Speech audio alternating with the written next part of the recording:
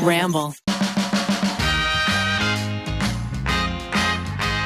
Thank you to KiwiCo, The Real Native Deodorant, and BetterHelp for sponsoring this episode. Good morning, everybody. What are we calling everybody? Our cutie booties? Because you can sit with us. I feel like I have to explain that every time, just until it catches on. Oh, I think it's caught on, Ariel. You think it's caught on? Okay. I think maybe it's sweeping the nation. People are getting tattoos. Oh, man. Like a butt tattoo? Yeah, only tattoos on your booties. Anywho, I am one of your hosts, Ariel, and we have Becky with us today. Hi. And Rachel. Hello. And our pod gremlin, Miles, is hiding in the corner. Maggie is not here with us today. But today we are talking about something that has been very exciting for all of us.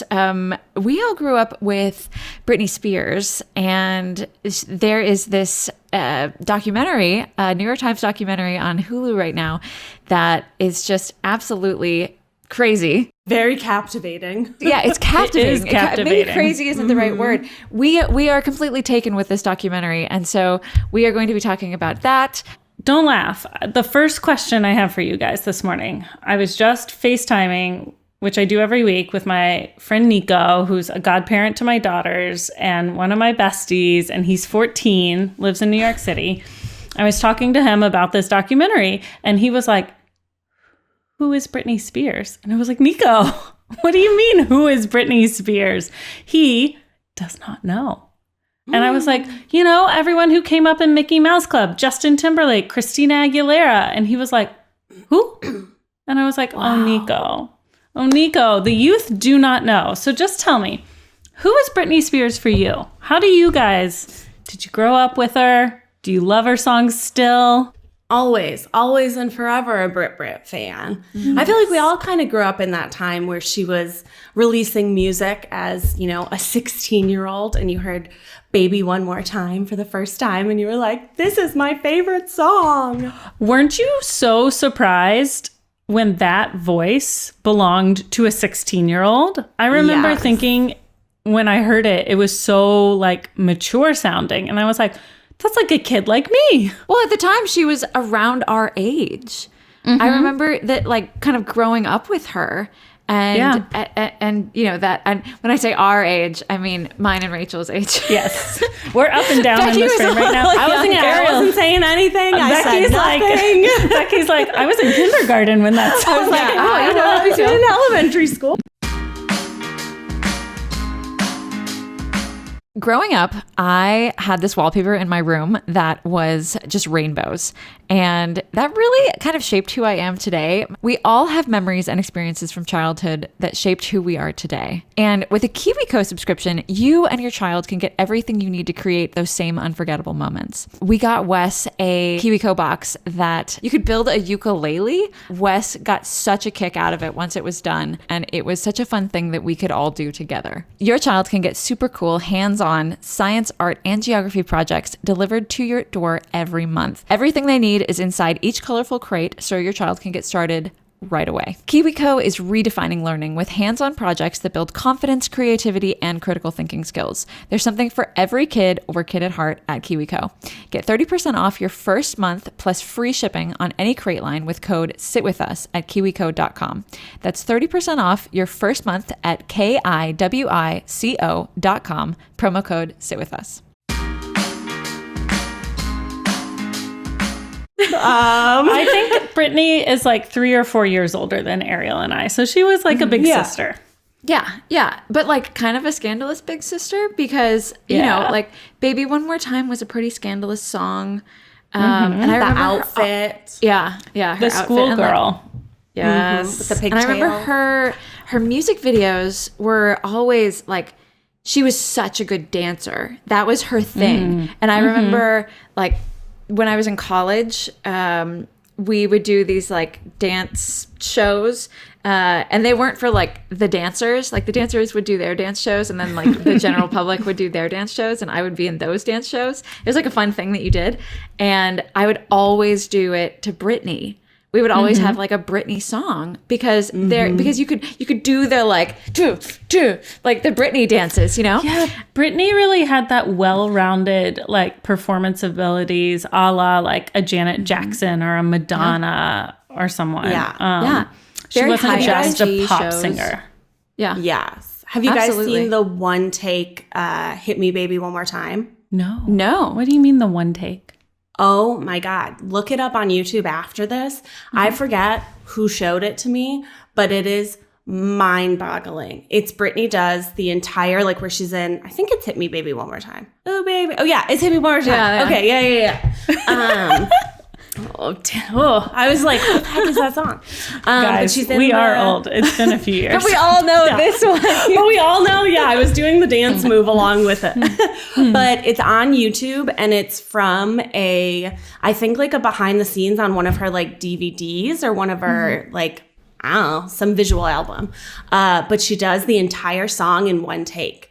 From this one angle. And you So see badass. like she snaps into like it, and then she takes a pause and you see her just kind of like relax. She's practicing her next move and then it's back on and she's phenomenal. So professional. Wow. It was nuts. She really is. Amazing. I always thought of her as like a professional. Like she was so good at what she did. And she was consistent too. Only a super professional can have like a sold out Vegas show. That's like grueling. Yeah. Absolutely. But she was also so consistent with her albums where like, you know, she would come out with her albums every couple of years and there were always 2 or 3 just like slam hits on there. You know, like Toxic, Circus. I mean, anybody who's ever worked out in a gym has heard Britney Spears. Yes. You know? That's true. Yes. Yeah. Like that's treadmill music. Or gone to a gay bar. Yeah, or gone to a gay bar. Yes. Yeah. So true. Oh gosh. Yeah, I mean, She's so good. there was what is your favorite Britney song? That's a tough one.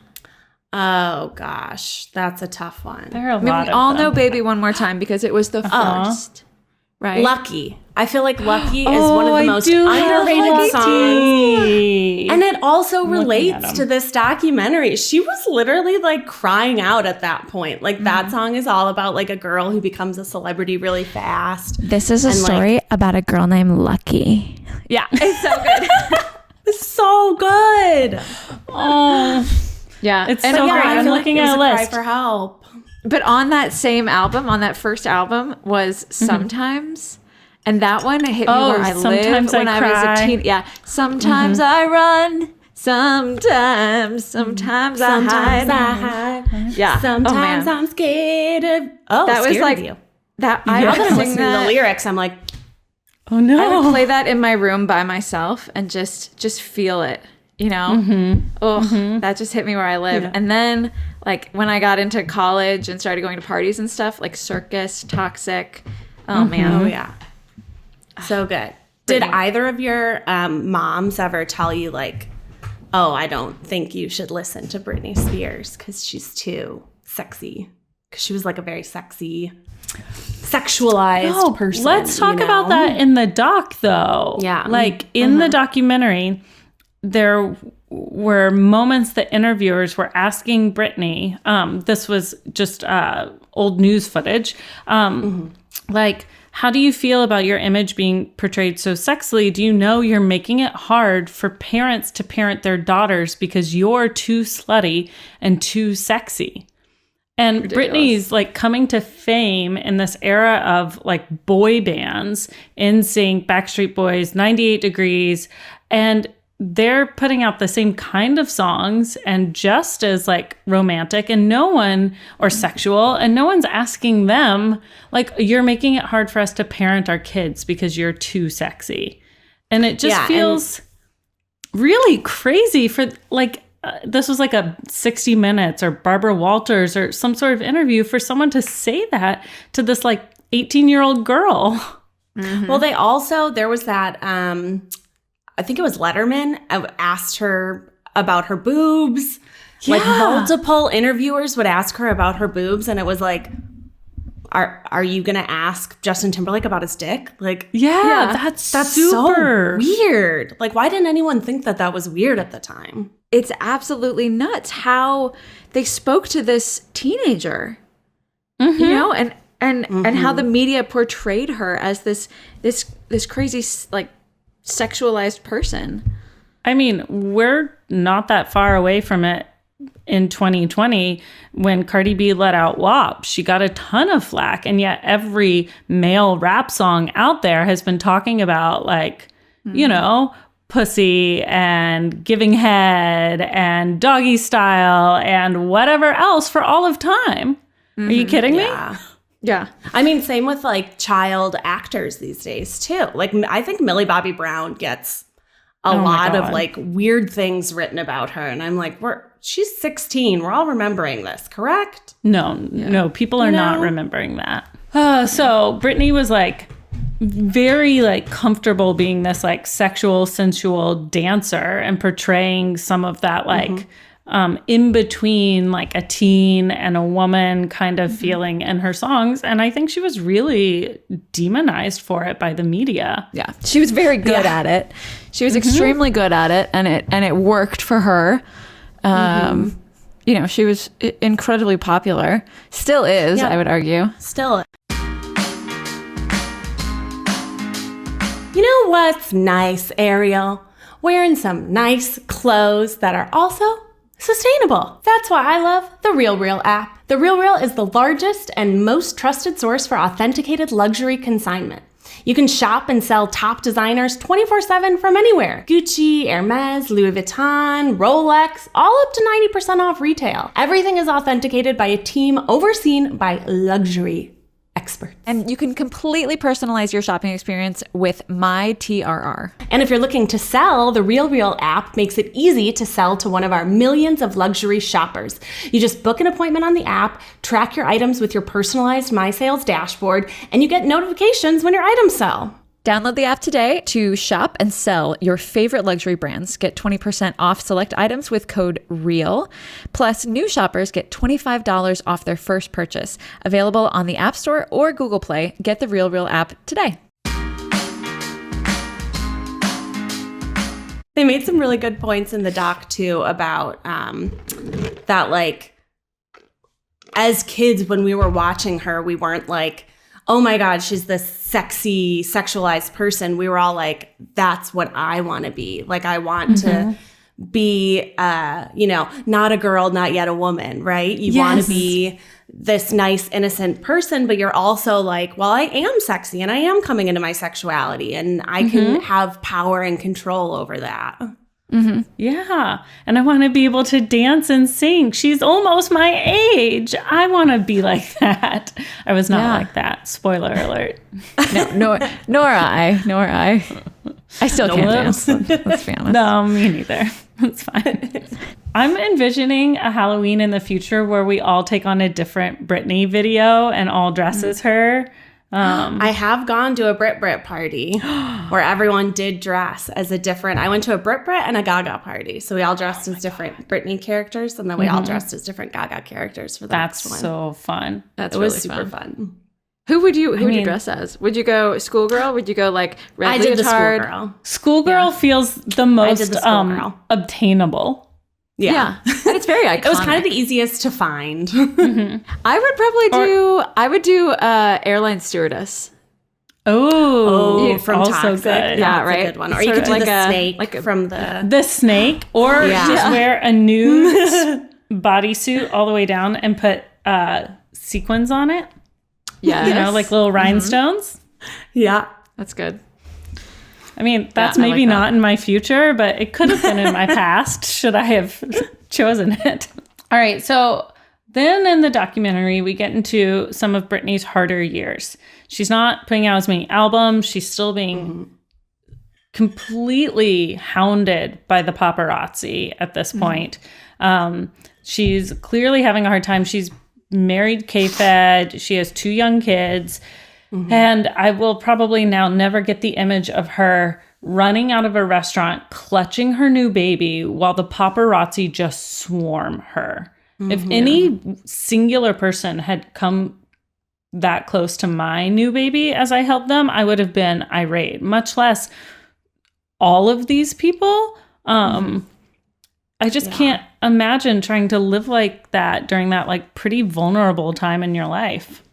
Absolutely. I mean, her entire like persona was based a lot on the way that she looked, first of all, you know, like not even like I'm sort of getting into the idea of like postpartum body image, you know, like maybe she isn't comfortable being seen right now, you know, and just doesn't want to be in the public eye with her child, and she just wants to be alone. And so, yeah, I mean, is this the same image where she jumps into a car and puts the baby on her lap? I don't really know if the two are directly linked, her leaving the restaurant and her getting into the car. But I do know when she got into the car, she was leaving somewhere public with her baby.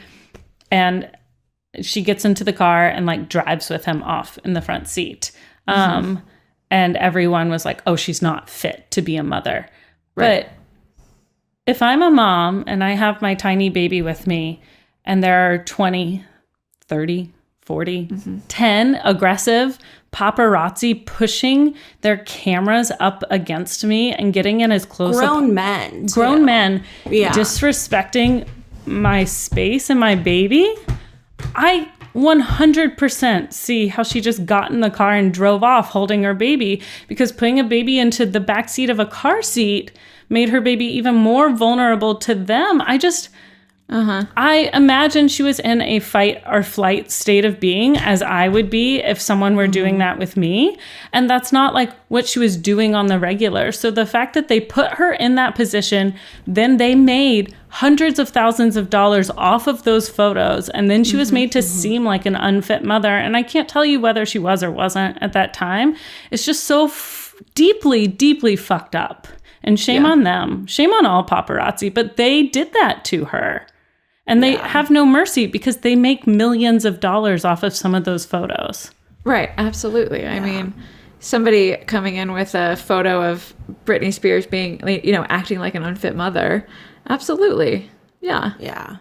And I do wonder, too, about people who, this is off of Britney, but more towards the paparazzi, like what people who go into that profession, what has happened to them to lead them to that job? You know what I mean? Because I don't think anyone like grows up going, I want to be a paparazzi and I want to follow around celebrities. I think they were, honestly, it seemed like they were so desperate for money that they were able to like disregard their basic human like empathy. Like they were able to turn that sort of thing off. So I do wonder about the people who actually do that as their profession.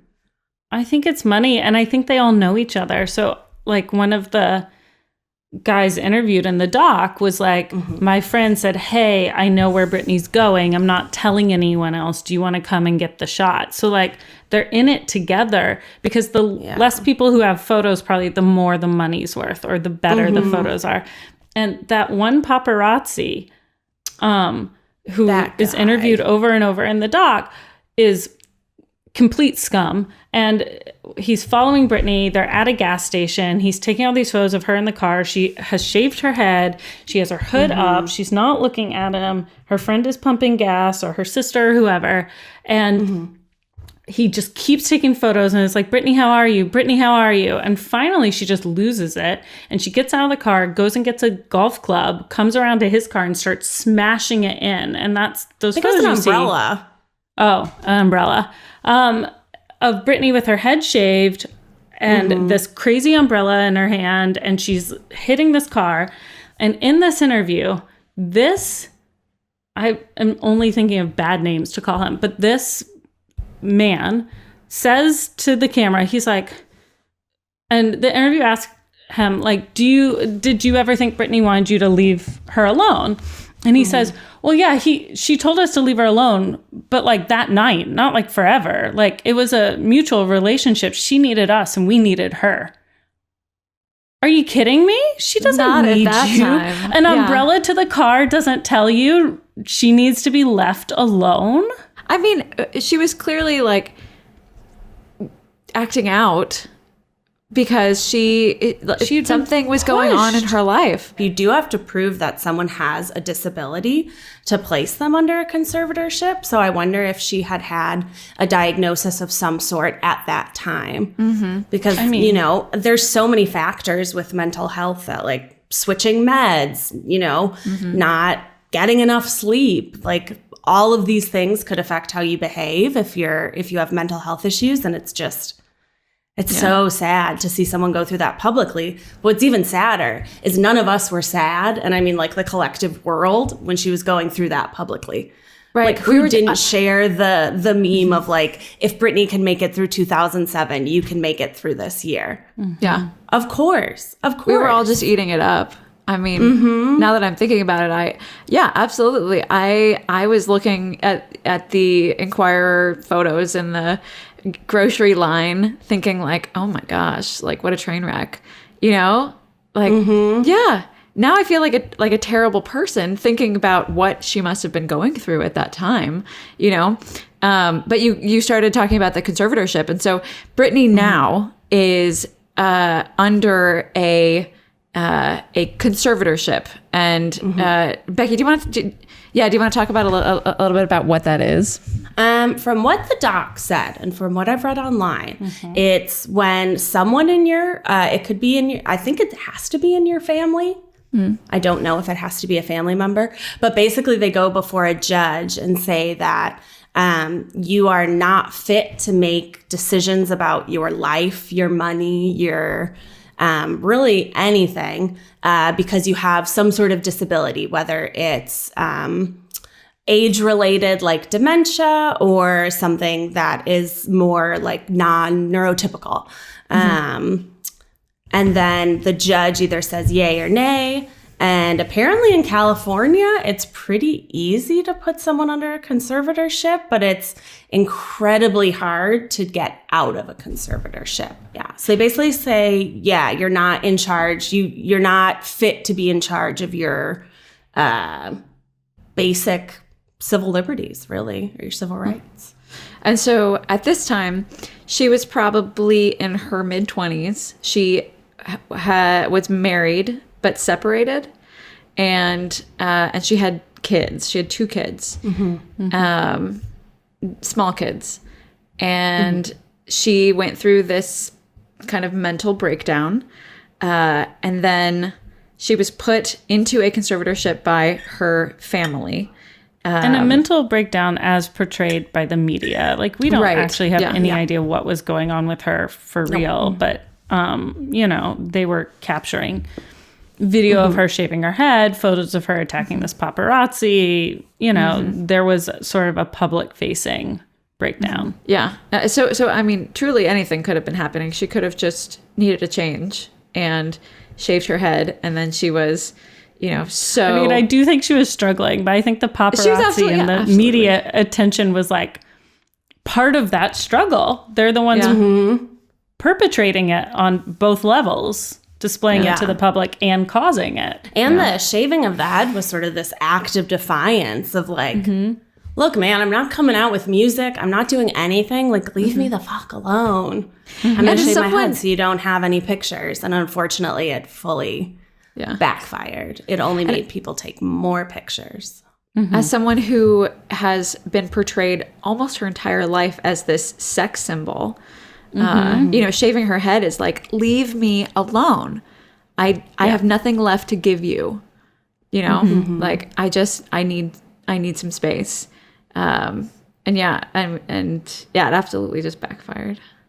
So then her dad, who has not been in her life up until now, he has not been around, he has not been involved. Her dad takes financial and physical ownership over Britney's being. And portrayed as kind of a skis ball in the doc just in the media in general. Like, I feel like her dad, like, was not a part of her life.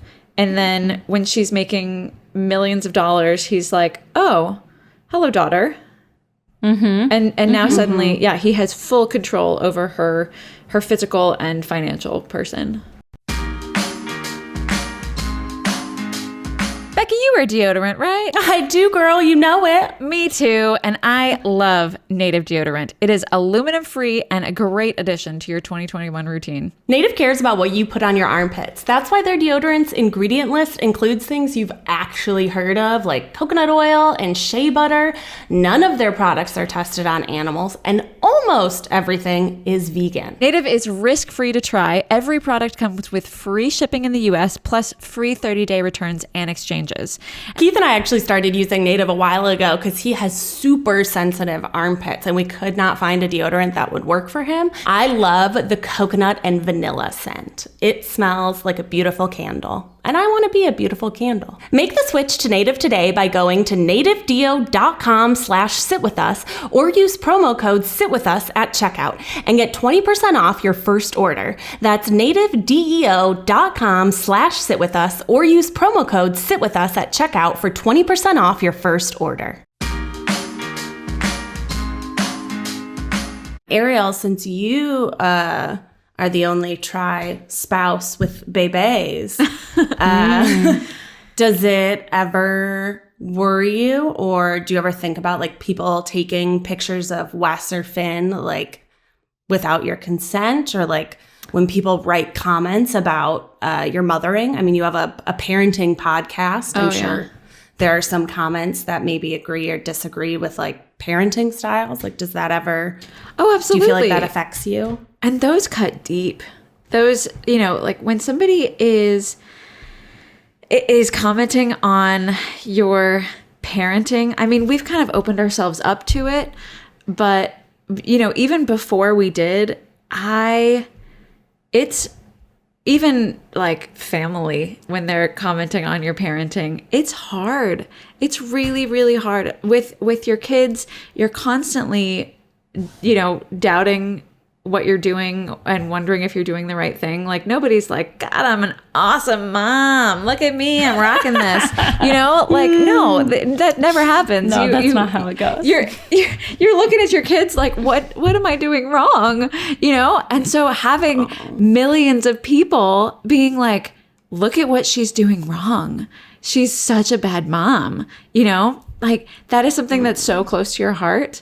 It's just, I can only imagine the like psychological turmoil that she was going through, because there's only so much that you can filter out, with the comments and and people being like, oh my God, she's gaining weight. Oh my God, she shaved her head. Oh my God, she's such a bad mom. I mean, you can't live like that forever. I feel like if I were in her place, I would have crawled into a hole. Absolutely. Mm-hmm. Just shut my door, locked the door, and crawled under the blankets. There's only so much that you can deal with.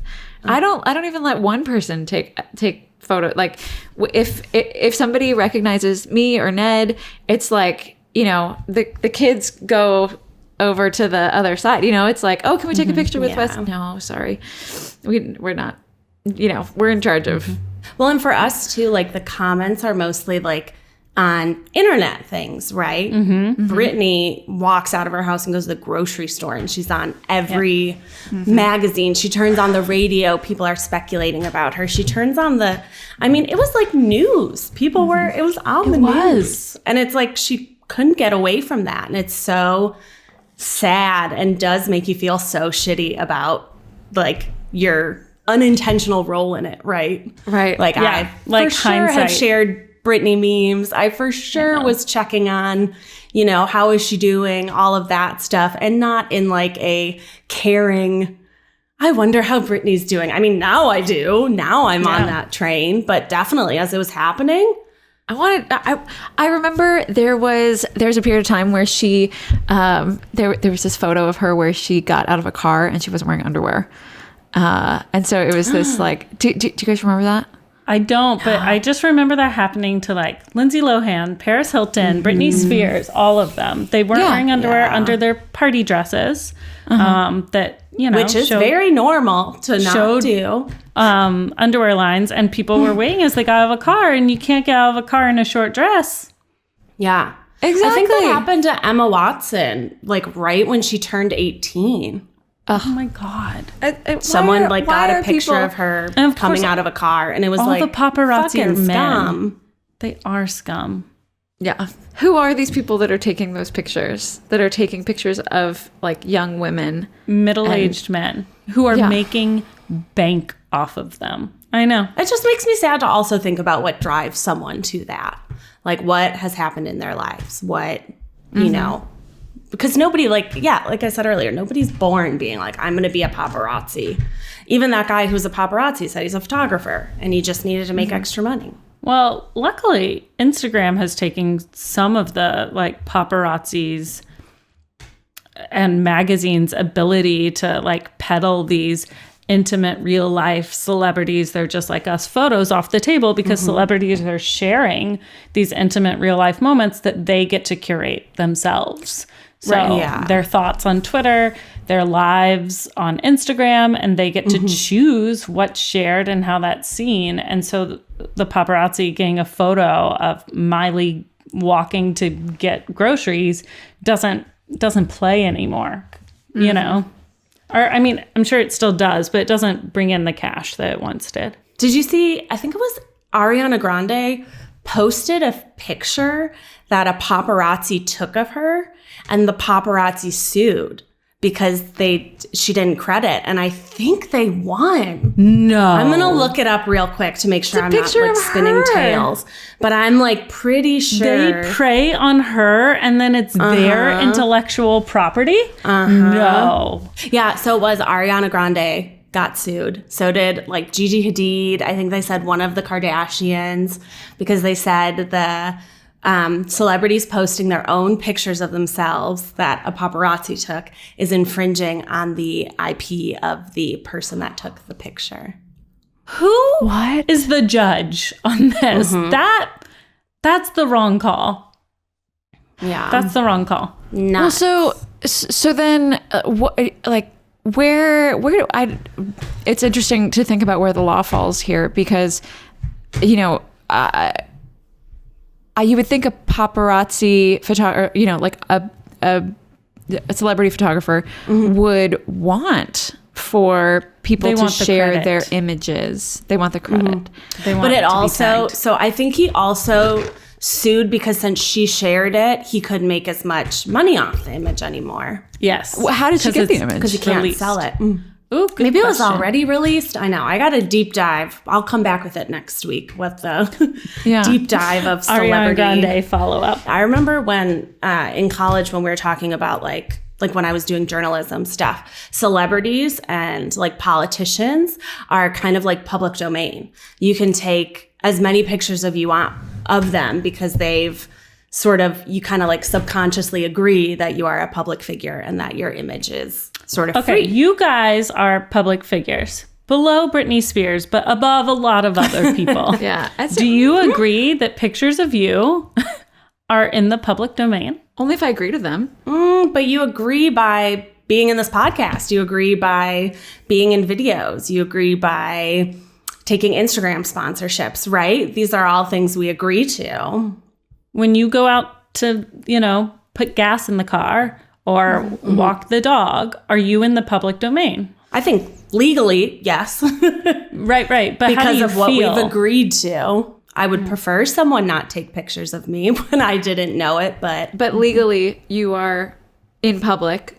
You know, like a photographer couldn't come to your property and take photos of you. Like that would be illegal.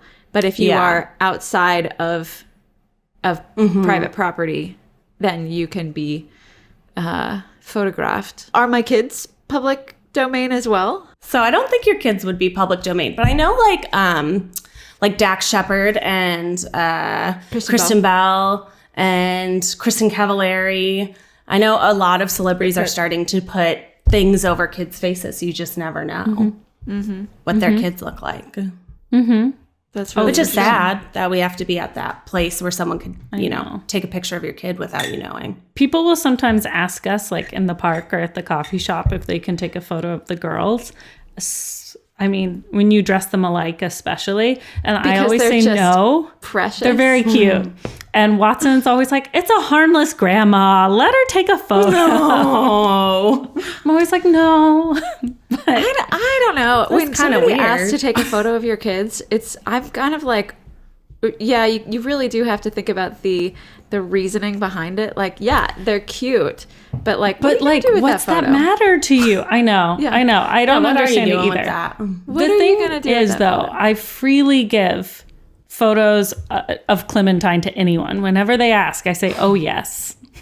Photograph my dog. She's free. She's Whatever you free. want. The kids, no. Yeah, so we took Finn out in the stroller the other day, or I did. I went to the coffee shop to go get pastries, and I had Wes in the front part of the stroller and Finn in the back part of the stroller so that I could be close to him.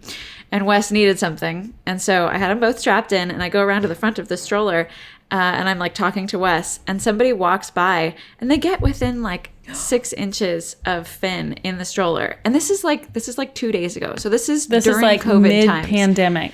But it was just a grandma on the street, and I know that she was just he was wearing a little bonnet. It's always the grandmas. It's always. And she was just like, oh my God, look at this little baby, and I didn't want to be back away from my stroller, but I felt it. I felt this mama bear energy that was just do not touch this. You are too close. That has happened to me so many times. Really? In the airport, it's like a grandma parade. This is pre-pandemic when we were flying. So I used to put this breastfeeding carrier over the car seat on the stroller that went all the way. Basically, it closes all the way, and people would still pull it apart to look in. And I was like, please get away. They would touch it? This is, once again, pre-pandemic, but Oh my Still. God. But that would be somebody touching your purse or something. It's Yeah. touching my stuff. no, I mean, and the only people who ever tried to touch my belly, who were not people who I didn't know very well, were grandmas. They're always older women. I think they're like, I've been there. You and I are equal. They touch your belly. They get their face near your kids. Back away, Granny. The funny thing is, it's a different time. It was a different time because there was absolutely probably a time when a well-meaning grandma, and we say grandmas, but it could be anybody, and Just an older woman. Just that, a well-meaning grandma on the street or something like that could here, watch my kids for 1 second while I tie my shoe, or while I do this, or while I do that. No more. I see, or I've heard tell of people leaving their kids outside of a store so that they could go in and get something done, and just the community would watch them. It's thinking about it now, I'm just what? No, I once absolutely not. flew cross country with both girls by myself when they were 4 months old from New York to LA. And I just didn't drink water because I was like, I will not pee. I will not go and pee because I can't bring both of them. I just won't. Yeah. I won't do it. I'm not asking a flight attendant to watch them. No way. No way. What if you got seated next to a well-meaning granny? Oh, Would I you bought be 3 seats on that flight. It was car seat, me, car seat. But I was no one will sit next to us. 2021 is proving to be maybe not that much better than 2020 as we thought it would be. You have a lot more time by yourself, and sometimes it's nice to just have someone totally unbiased to talk to. That's why we love BetterHelp. BetterHelp will assess your needs and match you with your own licensed professional therapist. BetterHelp is committed to facilitating great therapeutic matches. There's a broad range of expertise available, and it's more affordable than traditional counseling. Anything you share is confidential. They offer licensed professional counselors who specialize in depression, stress, relationships, sleeping, trauma, family conflicts, and many more. So many people have been using BetterHelp, they're recruiting additional counselors in all 50 states. I want you to start living a happier life today. As a listener, you'll get 10% off your first month by visiting our sponsor at betterhelp.com/sitwithus. Join over 1 million people taking charge of their mental health. Again, that's betterhelp, HELP.com/sitwithus. I could see, pre-pandemic, if I kind of, created a conversation, like a relationship with this person, and it was a 6-hour flight or something like that. Hey, I have to pee. It's not like she's gonna run off with them. You're on a plane. Yeah, you're on a plane. Like, there's trapped. Other people. There's it's not dangerous. And so it's really just keep an eye on them. I don't know. Like now thinking about it, it's like, I just that. What kind of a mom does that make me? Does it make me too trusting? Does it? I don't know. I just don't know. Well, and it's different when you are being watched. Now I often think about how this could be portrayed, like if somebody did get a photo, or if somebody, going back to Britney, like she is, yes, she may have been making decisions that you might have made, that you could make as a mother, that may not have been the best. But then when they were put out in public, it just, she just got roasted for them. And then I think eventually she did get her sons taken away. K-Fed got full that's custody. The beginning of the conservatorship story, is that K-Fed got full custody of the kids. And I think still has them. So let's talk a little bit about this. She's in this conservatorship. Her dad and the lawyer have full control of her person and her financial estate. So any property she owns, everything. She's a multimillionaire. She's a multimillionaire already. Then she gets this Vegas residency, I think is what it's called, where she has this show in Vegas that happens like 6 days a week. It's like a 2-hour show, 6 days a week in Vegas. Ned and I went twice. It was excellent. Truly. Give us the highlights of it. Yeah, we went twice. Oh my gosh. Okay, so she did all the hits and danced her butt off. Seriously, true, just Britney dancing form, where everything is 110% every night. Like, we were there on a Tuesday. It's not like she phones it in 2 days a week and then brings it up for Saturday and Friday. No. It was such good dancing. She's just a good dancer and a good singer. And there was a thing where I can't remember if she got caught lip syncing. Was that a thing where she was lip syncing it instead of singing it?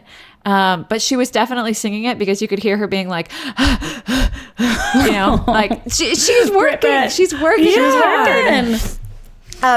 So she did all the hits, multiple costume changes, and really elaborate costumes. It was a great show. It was amazing. Such a good show. And so she does this big show, and this is a person who is not well enough. I'm doing air quotes for those of you listening at home. Is not well enough to make decisions about her being or her finances. But she does a 2-hour show every night that rakes in like $1 million a week or something. Isn't that what they said? Something crazy. It was sold out all the time. It was sold out all the time. And she does this for like 6 months. Residencies are really long. And then at that time, I don't know how much time goes by, but she gets another residency at another hotel in Vegas. Right. And when they go to announce that one, she comes up and she just walks off without announcing anything. And then she says, I'm not doing it. I'm not performing anymore. I'm not writing any more songs. I'm not coming to work anymore until this conservatorship changes. And at the same time, the lawyer, who was half of the owner of the conservatorship, petitioned to change the details of it. He was like, it needs to follow a different business model because it's making so much money that I need a raise. Business model. Business model. So business model.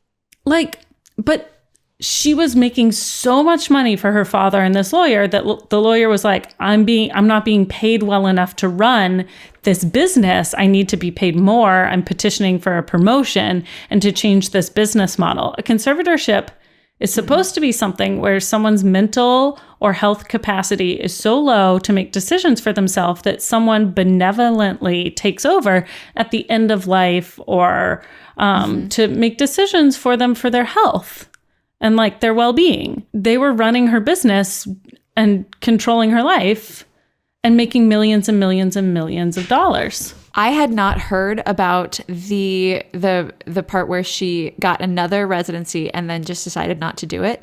But when I saw that on the doc, I was like, damn right. I'm not your performance monkey to make you all this money. But also her doing the residency proves to me she doesn't need a conservatorship. The fact that she could do that.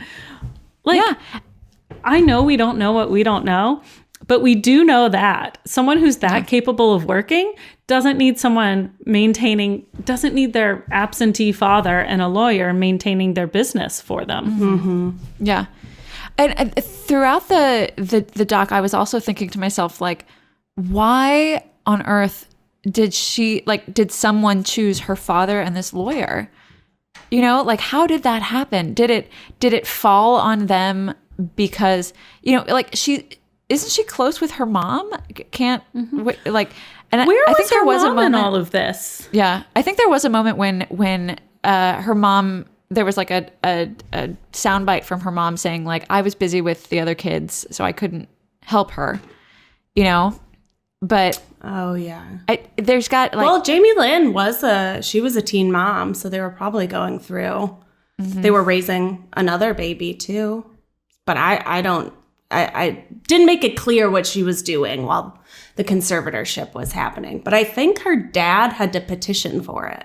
Like, I think he had to be like, I want to do this. And I remember they said in the doc that she did it because she thought she would get her kids back, or that she would get, that it would be seen as like a sign of good faith. So she'd be able to see her kids more. How could she get her kids taken away? Did public opinion just spiral so badly? Well, I think she has mental health issues. You have to have a diagnosis to get into one of these conservatorships. So I think that's part of the you don't know what we don't know. Like, we don't know what her mental state looks like. So I think KFED could have easily petition the courts from what they saw publicly. And then if she did have a diagnosis, if she was, you know, struggling with postpartum depression, maybe she's, you know, it's all speculation on what her true mental state is. Right. But there are so many ways to deal with that and get help, and having a lawyer and your father own your finances is not one of them. Basically stripping her life away from her, you know, taking her kids, taking her family, taking all her freedom and her money. Yeah. On the ACLU like lawsuit or something, I was reading one of their little articles about it, and they were saying that that the conservatorship should be your absolute last step, that there are other steps you can take, like doing like legal steps that you can take, like doing joint bank accounts or going to like money management classes. There are all these other things that you could do that aren't a conservatorship. Yeah. And I thought that was really interesting, because I was like, obviously we haven't heard about them taking any of those other steps. So it seems, and that's what the ACLU is saying, is like, it doesn't seem like this was done with best intentions or with Britney in mind. It seems like it was done for money. Well, so the basis of this movement, this Free Britney movement, is that she has proven that she is capable of managing her own life. Yes. And the Free Britney movement started on a podcast. Right. I'm just saying. There's power here, ladies. That's so funny. These two young women who analyze Britney's Instagram every week on a podcast, which, by the way, is a podcast I'm dying to listen to. Hilarious. I downloaded it. I'm going back. But they were like, Britney's gone. She's just gone. What is happening to her? And they were the ones who sort of alerted the public to like, something's happening to her. And when she does post, it's like once every like 9-10 months. And it's weird. It's not her. And they coined Free Britney and sort of started this movement. I think that's I mean, the whole situation is so sad, but I think it's very cool that fans watching her noticed something and started saying something. She had a very minor court victory, which was that she wanted to put a bank or a financial institution in control of her conservatorship. And I think they added that, but they didn't take her father off of it, which she also petitioned for, and that didn't happen. But I hope what happens next is that they remove Jamie Spears from the conservatorship and they pass it on to a financial institution. And then at some point, Britney can also get out of that. But a business that is basically there to maintain and help run money. And I hope as like in a larger sense, like the ACLU was saying, that this brings more attention to conservatorships and seeing the flaws in them, and that, you know, we shouldn't be stripping people with disabilities of their rights. That's you know, people are capable and are able to take care of themselves. And there are other steps you can take that aren't completely stripping someone of all of their civil liberties. Right. That's a precedent that doesn't need to be set. Oh, free Britney. Hashtag free Britney. Did you guys follow Britney Spears on Instagram? Yes. Yeah. You do? I should. Yes. I should love too. it. But I just have heard that her content is just like bunnies and rainbows. And she does like outfit try-ons, and she shows you her closet, and she has her boyfriend and they do yoga, and she shows you her workouts. Cute. They're like very strangely edited, and that's why I started looking at them, because I was like, what? Like, she'll be wearing the same outfit and then do 3 pictures that are kind of all the same. And you're just like, what's going on here? But people think there's a message in them. They think that someone else is controlling her social media. And that's what those girls were kind of like deep diving too, was about, like, I know there's one video of her holding a hat and she's just kind of moving it around in what can only be described as like kind of a weird way. But her finger is pointing to something that's written on the hat. And people think she wrote a secret message. So people are trying to like find the secret messages that she's leaving, her own Easter eggs in her Instagram. If she is, that's fascinating. That's fascinating. Like that she's stuck in her own life. But yeah, watch the doc, guys. I thought it was called Freeing Britney. I am wrong. It's called Framing Britney. It is called Framing Britney because that's what the media did to her. Listen, you know when the New York Times has to make a documentary about you that things are not going well. Well, yeah, keep an eye on the hashtag Free Britney movement. I know we will be. We obviously send Brit love and support from the internet and hope that this actually all goes in her favor at the end of the day. And so that is actually all the time we have for today. We ran out of time. Britney, we love you so much. We didn't get to any of our other segments because we were talking about our favorite lady pop star. If you guys haven't heard, The Tripod has a new podcast called Guilty Pleasures, and it's got Zach and Kelsey and Garrick, and they're talking about all their favorite movies in very funny ways. Their first episode was about Twilight, and it had me rolling on the floor laughing. So check it out. Hopefully we're going to get Kelsey on this podcast soon. Yeah. If you don't know, Kelsey will say what you're thinking out loud. And what you didn't even dare to think out loud. So it's a fun time to listen to. Yes, it's great. So make sure you are following all of us here on the Tripods. We got Baby Steps, we got The Tripod, and we got You Can Sit With Us and Guilty Pleasures.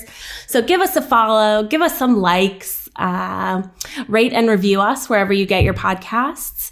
And if you have any topics you guys want us to cover, make sure you email us at youcansitwithuspod@gmail.com.